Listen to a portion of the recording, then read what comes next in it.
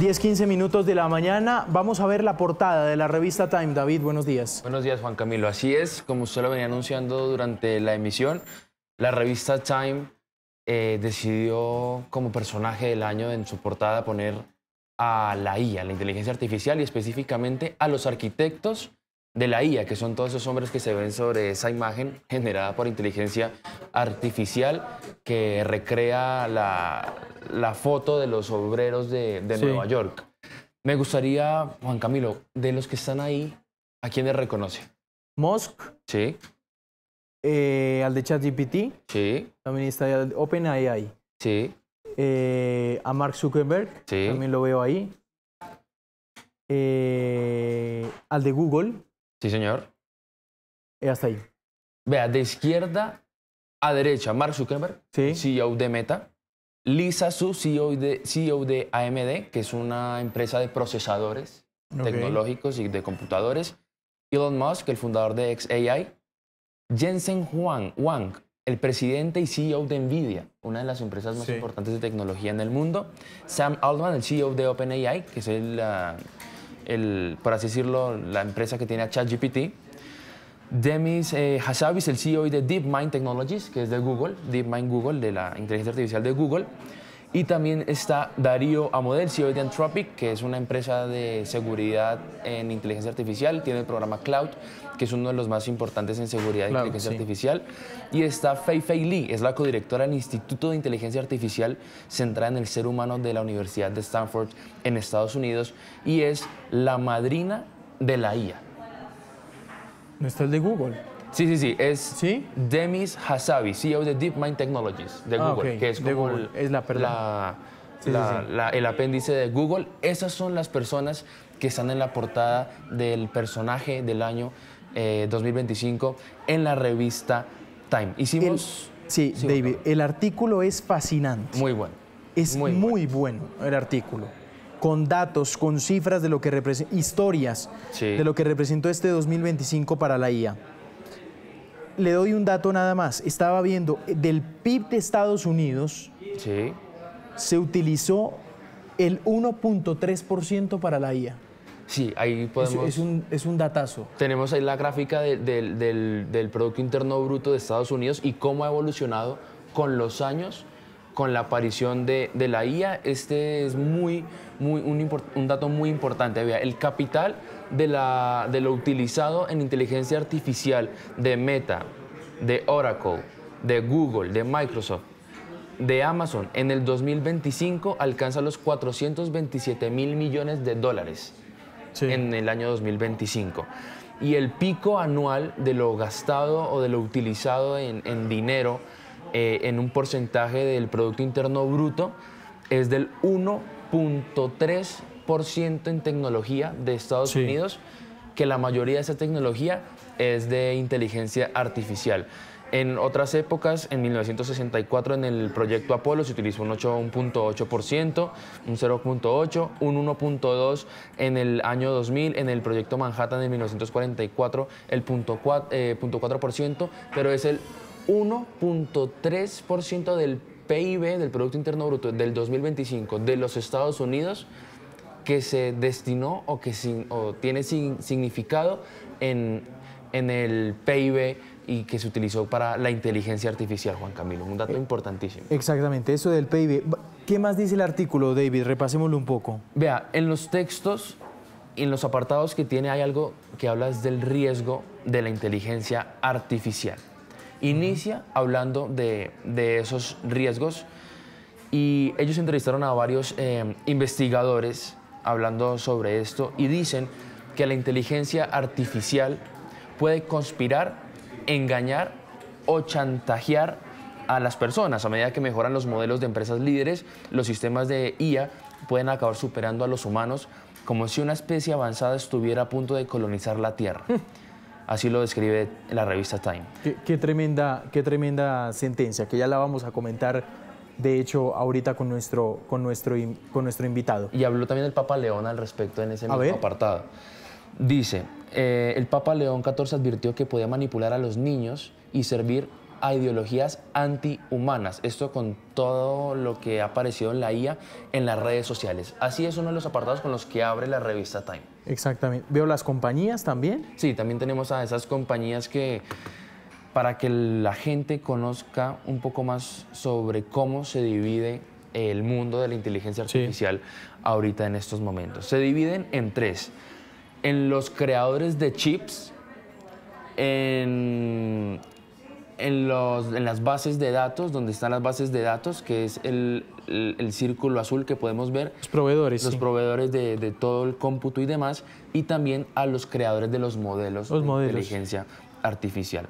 Dentro de los creadores de los chips está NVIDIA, la marca más importante, incluso una de las que más factura en bolsa, y dice que NVIDIA diseña chips de inteligencia artificial utilizando más del 90% del mercado.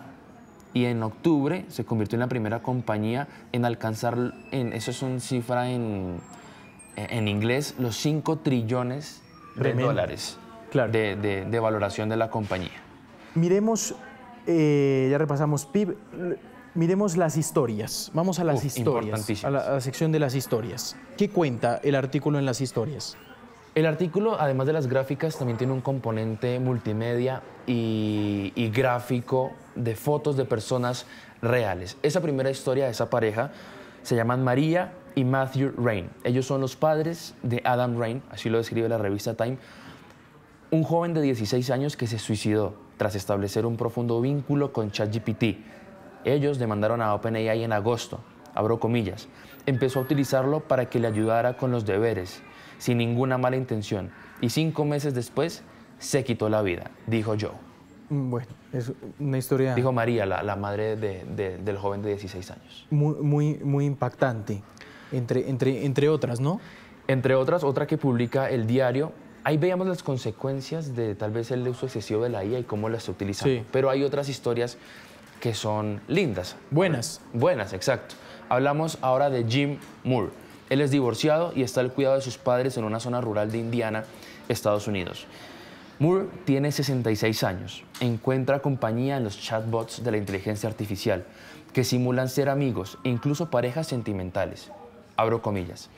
Me gustaría tener una relación real, pero en este momento no veo que eso vaya a suceder en el futuro, dice Moore.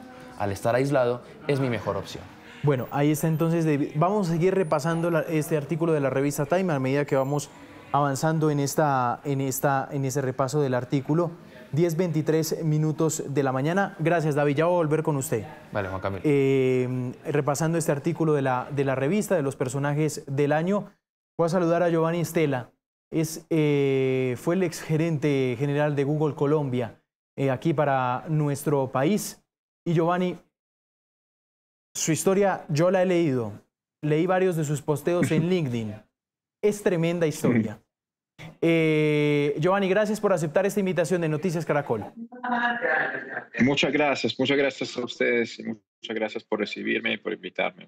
Bueno, empecemos desde cero. ¿Cómo llegó a Google, Giovanni? Empezaba por la prehistoria. Exactamente. Yo llegué a Google en 2008 en la operación de Dublín, en lo que en ese momento era el call center de Google. Entré en una posición, digamos, en entry level para contestar a consultas de clientes que tenían cualquier tipo de anunciantes de Google, que tenían cualquier tipo de inquietud o duda. Y de ahí después me fui moviendo y fui creciendo en la compañía. Viví en 4 países diferentes. Y por los últimos 8 años fui el gerente general, efectivamente, de la operación de Colombia, Centroamérica y Caribe hasta abril de este año. Sí. ¿Qué cargos ocupó a lo largo de esos 8 años antes de llegar a gerente? No, los últimos 8 años fueron como gerente general de Colombia. Antes estuve en diferentes roles en el equipo de ventas, en las oficinas de Dublín, de Buenos Aires y de Bogotá. Claro. ¿Cómo vivió la llegada de la IA a Google? Giovanni, como gerente? Pues Google empezó a declararse una compañía AI First a partir de 2016. Entonces, lo que pasó fue curioso porque, digamos, en los primeros años, hasta antes de pandemia, yo recuerdo que nosotros desde Google hablábamos de inteligencia artificial, pero cuando todavía se percibía como algo muy técnico y cuando todavía no existían herramientas de inteligencia artificial generativa. Entonces, era una realidad, pero era una realidad que la gente miraba como con poca confianza y que no era tan claro Mm, qué es lo que, o sea, cómo se usaba, para qué servía. Digamos que después cuando llegó ChatGPT cambió todo, cambió también el enfoque de Google en diseñar productos de inteligencia artificial. eh, y bueno, pues llegamos a estos días que acaba de salir Gemini lanzado hasta el momento, ¿no? claro. Em, Cuando llega la IA, Giovanni, su reacción también era de incredulidad, de cierta desconfianza, ¿o cuál fue su reacción? Cuando llegó, cuando lanzaron ChatGPT, cuando lanzaron ChatGPT, mi reacción sí fue de sorpresa, digamos. Yo creo que nadie en ese momento se esperaba eso. Google venía teniendo un liderazgo, digamos, en temas de inteligencia artificial y fue un poco una sorpresa cuando salió ChatGPT porque nadie de nosotros se esperaba ese tipo de producto. Yo recuerdo, o sea, como todos, creo que a todos les pasó lo mismo. Las primeras interacciones con ChatGPT fueron impresionantes. Fue impresionante la sensación de estar hablando con una tecnología que te podía Mm, contestar y te podía hablar en lenguaje natural de la forma que te hablaba ChatGPT. Veníamos de décadas, digamos, acostumbrados a la lógica del buscador, ¿no? Y a la lógica del buscador como una puerta de ingreso central en la web y la inteligencia artificial generativa en ese sentido rompió con esa lógica. Entonces sí, grande sorpresa, también grande entusiasmo, sinceramente. sí, déjeme hacerle esta pregunta. ¿Cómo es ser gerente de Google? Creo que es la pregunta que la gente le quisiera hacer a usted también, Giovanni. ¿Cómo fue ser gerente de Google, semejante cargo? No, fue algo que yo amé. Yo, a pesar de haber salido de Google, sigo y seguiré siendo siempre Team Google y agradezco mucho haber tenido la oportunidad y el honor de liderar una operación para mí es una gran responsabilidad, pero también es un placer. Es un trabajo muy interesante, seguramente con muchas presiones, con mucha responsabilidad, porque Google es una compañía que exige mucho y es una compañía que va cambiando todo el tiempo y todo el tiempo lanza nuevos productos. El alcance de lo que hace Google tiene repercusiones en diferentes áreas de la sociedad, también aquí en Colombia, pero eso hace también que sea uno nunca deja de aprender en ese rol, porque todo el tiempo estás expuestos a situaciones nuevas, a personas nuevas, y es muy chévere, la verdad, pues yo amé ese tiempo. Sí. Em, Cuando, después de casi 10 años, ¿qué ocurre, Giovanni? Después de casi 10 años ocurre que en un tema de reorganización interna, deciden eliminar el rol que yo tenía, que era el rol de gerente general de la operación de Colombia, porque deciden básicamente crear una región, una subregión, que es la región andina, y dejar solamente un gerente general para toda la región andina. Entonces, éramos, digamos, dos personas compitiendo para esa posición, entre comillas, aunque nunca hubo realmente una competencia. Pero éramos dos gerentes generales, yo que manejaba Colombia y la otra persona que manejaba Chile y Perú, y finalmente decidieron consolidar todo bajo el liderazgo de la persona que ya venía manejando Chile y Perú, y entonces desapareció mi posición. Entonces, digamos, de un momento a otro me encontré en la situación de tener que buscar una solución o intenté dentro de Google, pero no encontré. Tuve una oportunidad de quedarme en Google, pero hubiera tenido que volver a trabajar en Irlanda y la verdad que no quería. Y entonces, nada, me salí. El 1 de abril dejé de trabajar para Google y desde entonces estoy trabajando como emprendedor. La decisión de suprimir cargos fue en parte por la política que Google tomó con la inteligencia artificial. Pues es un tema, a ver, es un tema, sí, es un impacto indirecto, si quieres, en el sentido que, ¿qué está pasando? Google está cambiando su modelo de negocio, está cambiando su portfolio de productos y está desarrollando cada vez más inteligencia artificial, está tratando de poner cada vez más recursos detrás de desarrollo de inteligencia artificial. Entonces, eso implica hacer una reorganización de la compañía. Entonces, en una de esas reorganizaciones, el área en la que yo trabajaba empezó, eso ya había empezado, digamos, hace un par de años, empezó a tener ajustes significativos a nivel de recursos, a nivel de empleados, ¿no? Trabajando globalmente para esa organización. ¿Por qué? Porque van achiquitando esa organización para tomar esas posiciones y ponerlas digamos, detrás de otras áreas que son más prioritarias para la compañía, como cloud o como el desarrollo de inteligencia artificial. Entonces, en un cierto sentido, terminó siendo, sí, un impacto indirecto de la inteligencia artificial también sobre mi posición. Claro.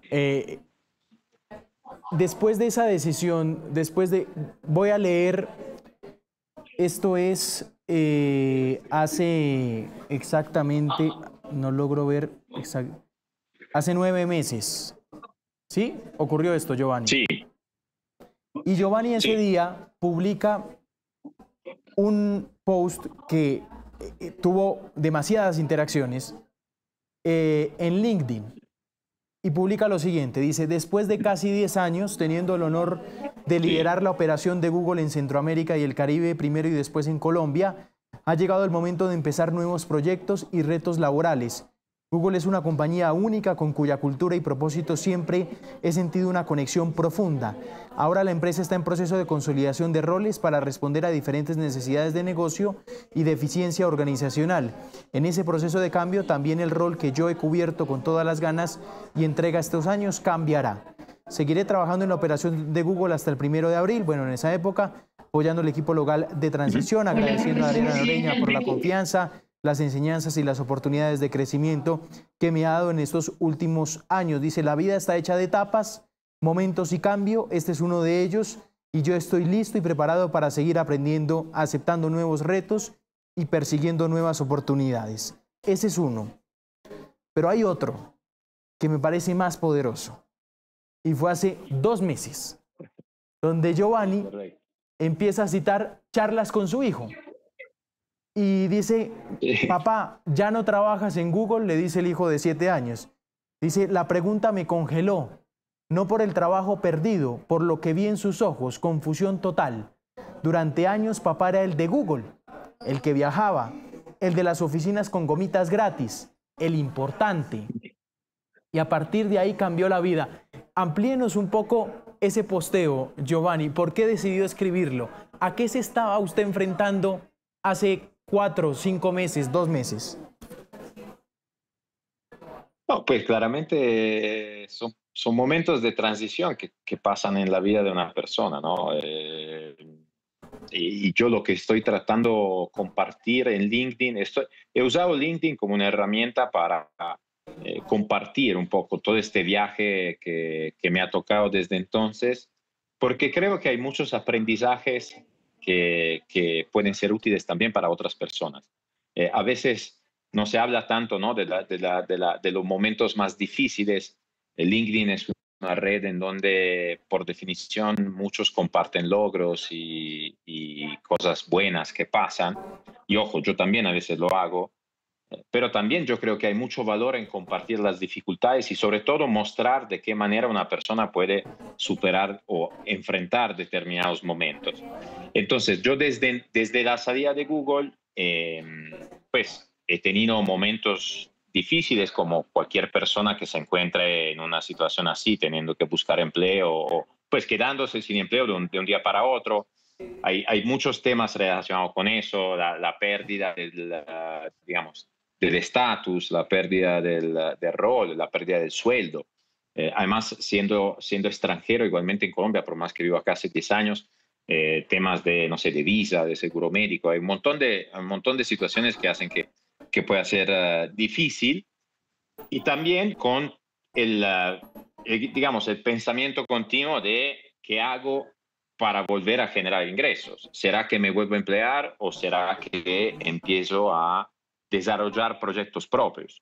Y yo venía hace mucho tiempo con las ganas igualmente de hacer algo por mi lado, de emprender, y entonces decidí tomar esta situación como una oportunidad finalmente para empezar a desarrollar esos proyectos. Eh, Obviamente eso tiene implicaciones de estrés, de altibajos, de ajustes, ¿no? Que se tienen que dar. Sí. Eh, y también en todas estas cosas está también la idea de conversar con los niños. Yo siempre pensé, o sea, a los niños les quiero contar la verdad, o sea, les quiero explicar lo que está pasando, cómo estoy yo y tratar, pues, darles una idea de la realidad de las cosas, porque creo que nada, es lo que hay que hacer para no mentirles, ¿no? Y entonces así se dio esa conversación con mi hijo más chiquito. Claro. Giovanni, uno, ya volviendo al tema de la IA, tiene dos opciones con lo que le pasó a usted y con lo que le ha pasado a millones de trabajadores en el mundo, que es lo que dice la revista Time. Sí. O cogerle una rabia impresionante a la tecnología, porque no es bueno, a nadie le gusta que lo saquen de una compañía, o volverla una oportunidad. Creo que usted escogió la segunda, y ¿por qué no la primera? En esa reflexión que usted hizo. Me encanta la pregunta porque es el mismo tipo de pensamiento y decisión que yo tuve que tomar y que decidí tomar por el lado del protagonismo. ¿A qué me refiero? Efectivamente, a mí me pasó, digamos, de manera indirecta que haber perdido el trabajo básicamente por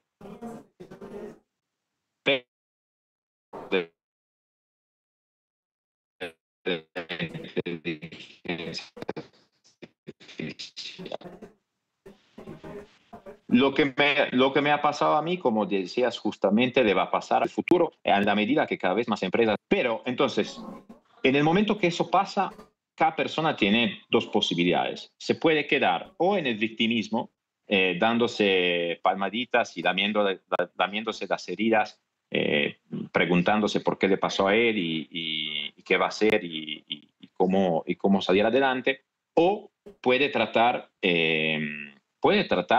volverse eh, protagonista de esa situación. Porque al final, es cierto, la inteligencia artificial puede ser, digamos, va a impactar algunas posiciones y eliminará algunos trabajos, pero también representa una oportunidad enorme para cualquier persona. Entonces, lo que yo empecé a desarrollar es esa idea que lleva al nacimiento de esa iniciativa que se llama Ya con Canas, que estoy liderando, de decir, una persona como yo, y como cualquiera, como cualquier otra, no, no por mí, digo, que tiene 20 años de experiencia, que sabe hacer determinadas cosas, que ha aprendido determinadas cosas, en el momento que aprende también a usar inteligencia artificial, se puede volver imparable. Porque finalmente la inteligencia artificial es un habilitador, es un amplificador de las habilidades de una persona. Cada uno de nosotros va a tener la necesidad también de escoger si quiere ser víctima o protagonista de esta cosa. Yo elijo ser protagonista porque creo firmemente que una persona que aprende a usar la inteligencia artificial es una persona aumentada, una persona más fuerte que puede hacer mucho más de lo que podía hacer anteriormente, y yo lo estoy viendo en mi día a día. Claro, que eso es bien interesante. Ya para terminar, 10:41, Giovanni, cuéntenos qué es IA con Canas, ¿a qué se dedica usted hoy?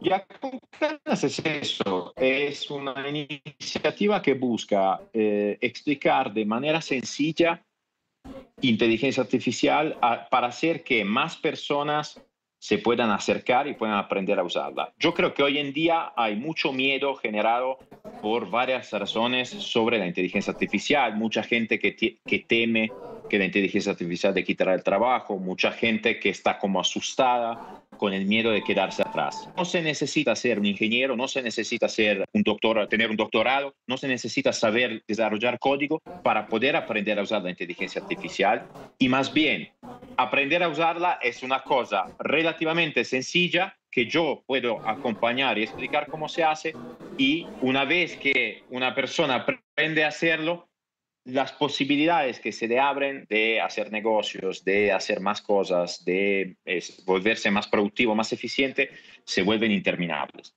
Entonces, es una manera de educar y ayudar a